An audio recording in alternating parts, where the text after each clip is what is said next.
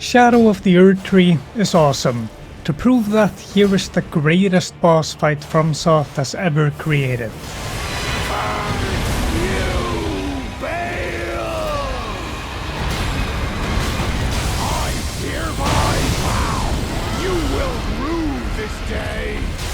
Behold, a true great warrior, and I, Igon, your fear made flesh. Igon being a hater, Bale just being a tactical nuke, fighting for my life. I don't know how I won, but I did. And I loved every attempt. This was the highlight of the DLC, and then everything else was mostly great. But I was playing Demon Souls, Dark Souls 1 and 2 and then straight into Elden Ring. And it is night and day. The combat in the older games is practically turn-based compared to Elden Ring. And in Elden Ring it feels like everything is either on fire or exploding around you. And the bosses throw the actual sun at you, and then do a 6-hit combo. Meanwhile, in Dark Soul land, I shot you once with a Nerf gun. Your turn now.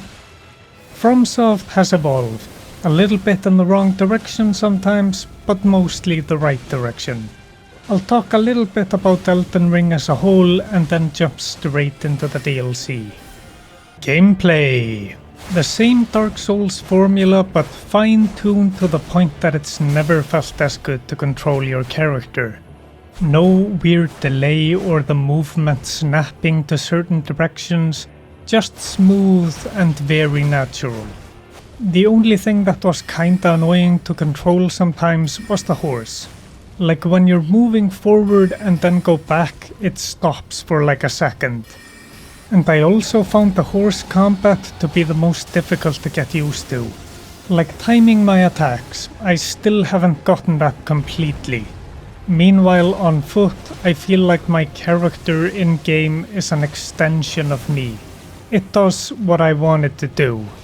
It is my fault for being bad at horse control, but I felt on-foot control was perfect from the moment I picked up the controller. Meanwhile on the horse, I forget the difference between left and right. My favorite feature of Elden Ring in terms of gameplay is the guard counter. Block an attack and you can immediately do a strong attack. It makes the shield more active gameplay-wise, instead of just holding L1 to survive attacks. Or parrying, which I still, after 10 years of these games, cannot get the hang of. If I manage to parry, it is a fluke. The skies parted and a single ray of sunshine shone on me to let me parry successfully once. Then there's the jump button. Now you can jump to avoid attacks, and spam jump attacks with high stagger to cheese some of the early game. The jump button also makes the platforming that they, for some strange reason, keep adding into these games better. I still hate the platforming, but it's better. Then you have Ashes of War, so that when the boss throws the sun at you, you can counter by throwing the moon at them, and cheese the game. You also have the spirit summons, so you can have some helping hands in bosses. I loved having a pocket clone of myself. All of this is to say you have a great variety in your options to deal with challenges in the game. Add to that the insane variety in weapons and spells, and then the DLC comes and adds even more. I got light greatswords and I always wanted something like it, so I'm really happy. The animations are chef's kiss. It does feel like the light attack should be the heavy attack and vice versa. It was still hard to stick only to the Milady, with all the other cool weapons they added. The movesets and animations for everything is just really good. Elden Ring has the best build variety in any Souls game. You will find something you like, and it will feel good doing it. since controlling your character is so smooth. Combat, bosses and enemies, both your source of fun and frustration. The enemy spam in Dark Souls 2 has nothing on what Elden Ring will throw at you sometimes. But the difference here is how good it feels to control your character. You feel much more well equipped to deal with it. Stamina management isn't really a thing you need to worry about. You usually have a good amount of space to work with, and it's usually a high volume of weak enemies that aren't much of a threat. Unless they're paired with one strong or medium enemy. You usually only have to deal with one strong enemy, 2 if the game feels like testing you. Basically, when it comes to enemies, it's usually a fair challenge, even with the NPC invaders. But there are occasionally enemies that are kinda bullshit, or just really push you to the limit. In the DLC, it's the Red Cape guys in Shadowkeep, especially the Gatekeeper, and those Horned guys. Those were the most annoying enemies. The reason enemies can be annoying in this game is because they attack too frequently, and don't really give you that much of an opening to attack, or they do too much damage. To put it simply, going overboard. I felt like they did that a lot here, and the best proof of that is the bosses. The theme of every FromSoft DLC is to push the limits of what they can do with the game. How much they can squeeze the player and the tools the player has at his disposal. And yeah, they really did that. And I think they went a little too far, to the point that it isn't fun sometimes. All the bosses have the same issue of hitting extremely hard. This can be mitigated with the Erdtree fragments, but even then they still hit very hard. It is a little much that the boss can kill me in 2 attacks. 6 to 8 attack combos were also really common with the bosses, and 2 hits from that combo will probably kill you, even if you have a giant health bar. Also giant AoE attacks with a pretty short window for you to avoid damage. And you also have really short windows for you to do an attack. Dodging 7 times so that you can hit the boss once is just not fun.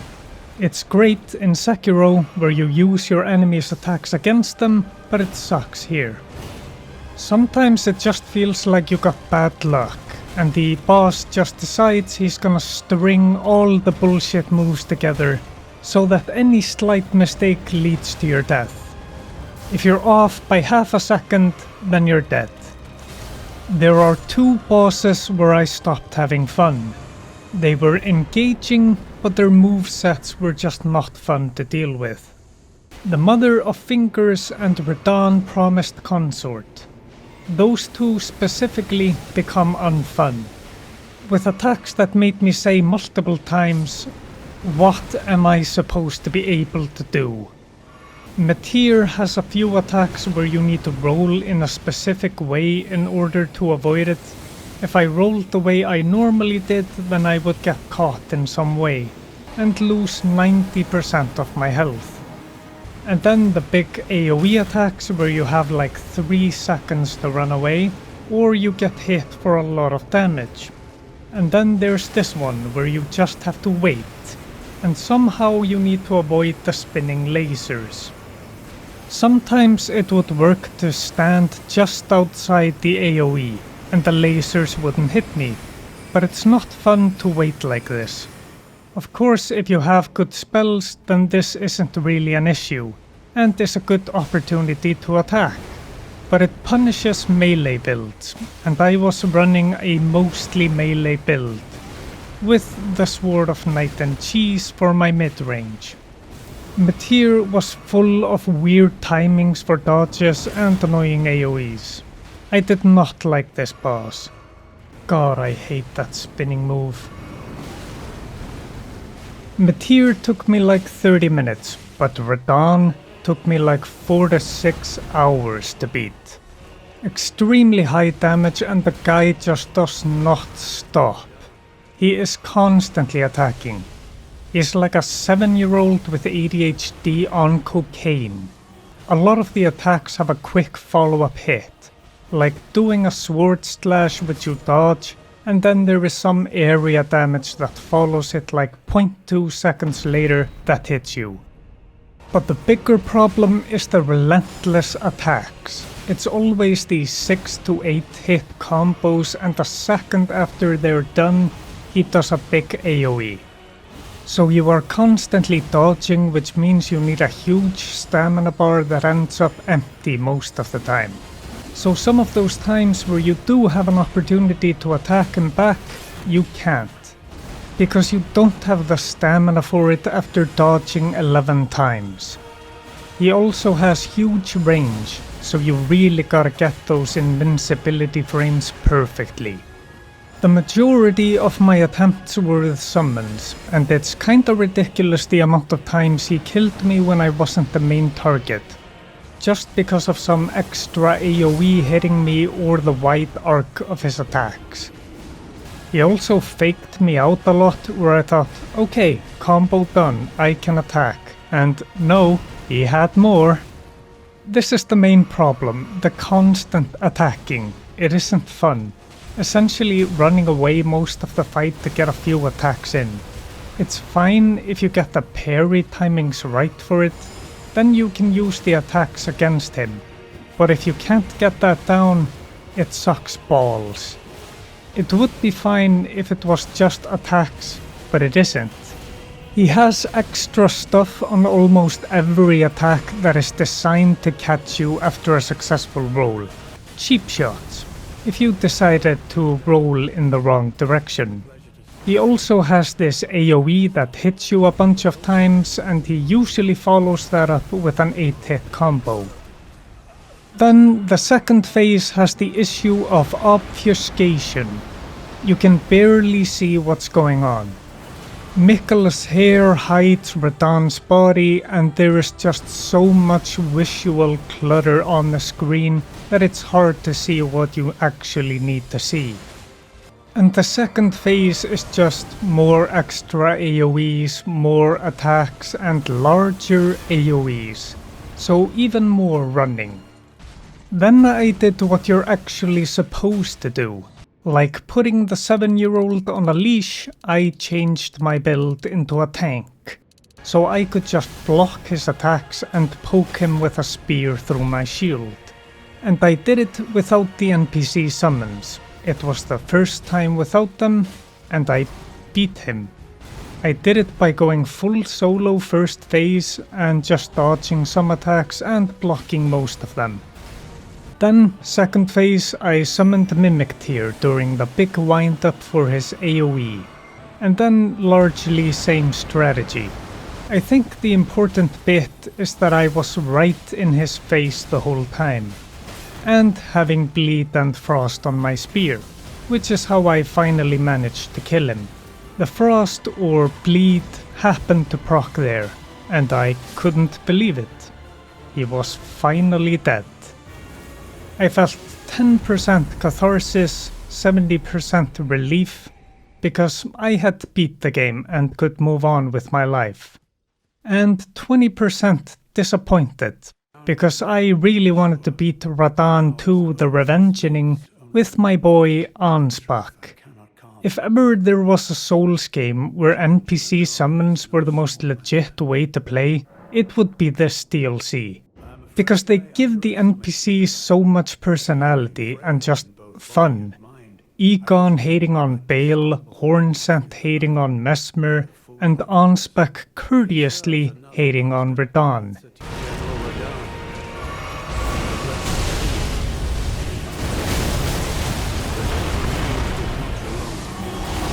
It was great. But man, that boss fight was painful. Dealing with this 7-year-old would have been a lot easier and a lot more fun if they just didn't give him cocaine. No boss in any FromSoft game has taken me this long, but actually, because of that, I was riding the high of beating him the rest of the evening and the following day. This is why really hard bosses are great. You get to see all the boss is capable of and you get a really good victory high. But it's not worth the frustration and annoyance, and I really didn't like having to change my build. I think the fight would have been a lot easier if I had maxed out the blessings. I was at 18 and 8, but that's its own issue. And blessings would only really just kinda help with the extremely high damage thing. I like when FromSoft pushes the limits. I just think this time they pushed way past the point of fun. I still say the expansion was awesome, because the rest of the bosses were good. Sure, they were hard, but they didn't have these super annoying attacks. They gave you a little breathing room, and because of all the flavor. The animations, satisfaction of dodging perfectly, the music, the lore implications of a fight. And in this moment I am euphoric, not because of any phony god's blessing, but because I have killed a FromSoft boss. Elden Ring has the most cinematic boss fights, and that's part of why Bale was my favorite fight. It was like fighting a nuke, and more importantly, he wasn't constantly attacking you. You had opportunities to get in there and do some damage. And an attack was just an attack, it didn't have some weird follow-up hit. The AoEs didn't lock you in and hit you 6 times. The only issue was not seeing what he was doing when you were up close. This boss was fun. An awesome, enjoyable fight. The best music in the expansion. I was even smiling when I died with him having a sliver of health remaining. Igon really helped with that. On a scale you might be, foul dragon, but I will wriggle with holes your rotten hide. With a hair upon whom, with every last drop of my being. Bale best fight, Radahn worst fight, with most of the other bosses being enjoyable. The bosses were definitely kicked up a notch. I burned through the base game, but I would get stuck on bosses in the DLC. I think they did this to make sure you didn't cheese the bosses, because I certainly didn't manage cheesing. But I also think a part of why DLC bosses feel so hard is the blessings. Getting more can make the bosses easier or more fair, but that doesn't always feel true. But for getting fragments, we talk about level design. Level design and progression. In the base game it felt like wherever I went I would get something that would make me stronger. And it isn't really like that in the DLC. It's a coin flip of whether you might get one of the 2 blessings, which is useful, or a cookbook, which is pretty useless. You go through a long dungeon and your reward is a knife you will never use or a cookbook. In the base game there was many different ways you could get stronger, but in the DLC it's really just one, and it's linear. Sure, there's many places to find it in exploration, but you will be trying to get spirit ashes or fragments. So the variety in exploration rewards isn't there anymore. In the base game, doing a dungeon was worth it for the runes at least, but that doesn't really matter in the DLC anymore. Except just getting endurance or vigor. But the rune farm in Mo's palace already made the runes meaningless. If we're doing these linear upgrade things, then I would appreciate some way of tracking the upgrade material. Like how many are left out there. Because I'm getting tired of having 20 browser tabs open for all the items I want. It doesn't have to be a Ubisoft UI element, you can be true to FromSoft form, and just have some old creepy barely alive witch that just gives you cryptic riddles on the general area of the item.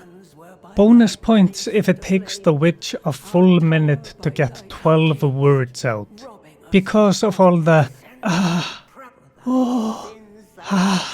sounds the witch is obligated to make. For this playthrough I just used the Extra Life map and used those marker things on the map. I still ended up missing a lot of them, with very little idea of where the rest might be. I was looking forward to how this progression system would pan out, but in practice it was worse than the base game. Even when it was how they've done gathering upgrades in the past. But I never was a big fan of the upgrade gathering. That's not to say I dislike exploration in this game. I think it's the best it's ever been in Elden Ring, and that's down to how beautiful everything is. Almost every frame of the game could be a painting I would like on my wall. Generally, going through the levels was great. I never felt like I didn't know where to go, except in the Shadow Keep. That's the only place where I had to look at YouTube videos for directions, because I never saw a hole in the wall.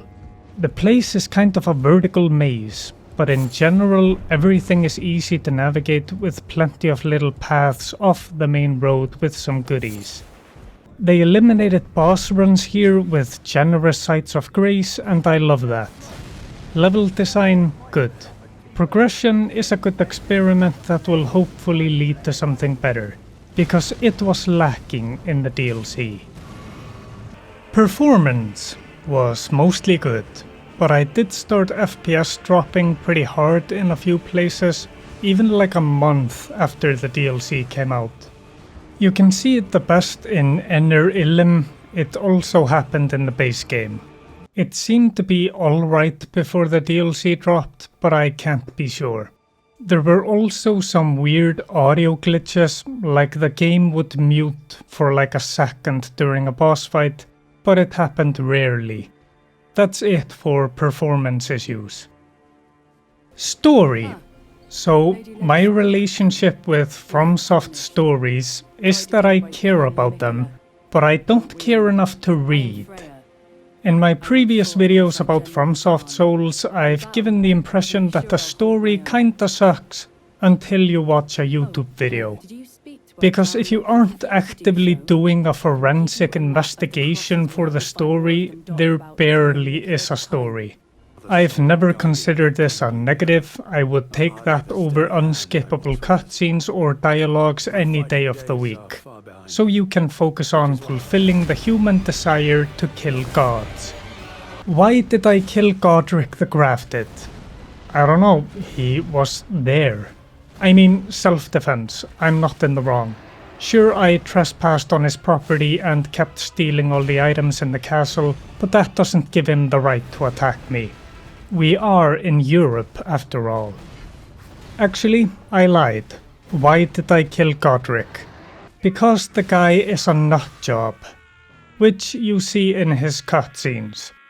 They started giving most of the bosses cutscenes where they tell you some of the story, but even more than that, the NPCs are more straightforward in telling you the story, and they went harder on that in the DLC.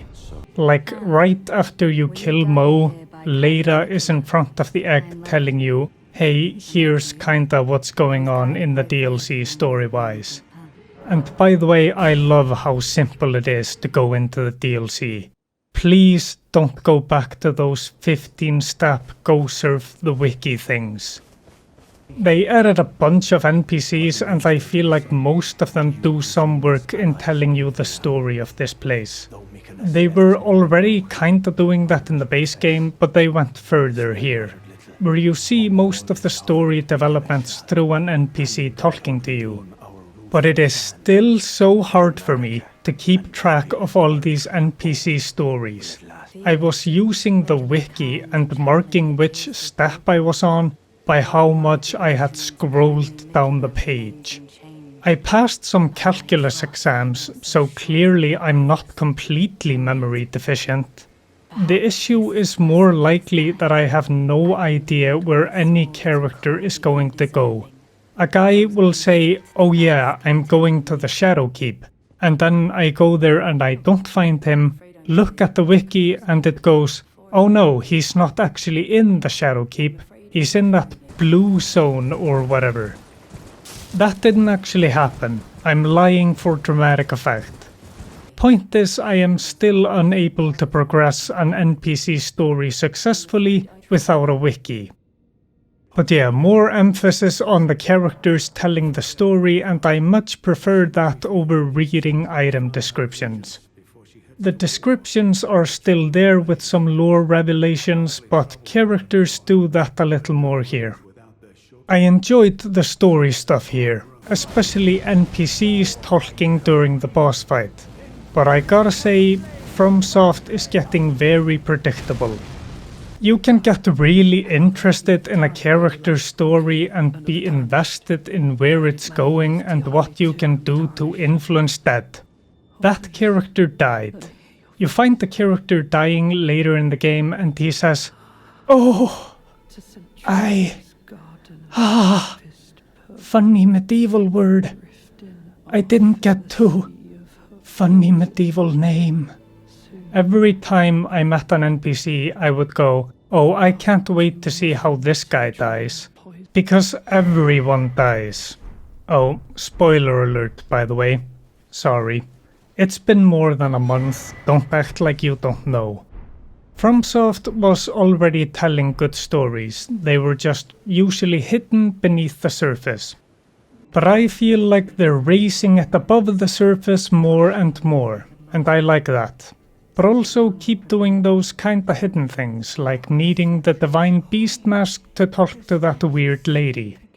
Best balance is probably having the actual story be told, and then all that extra lore stuff, and maybe twists be discoverable. Like that village and that cave with the funny jars.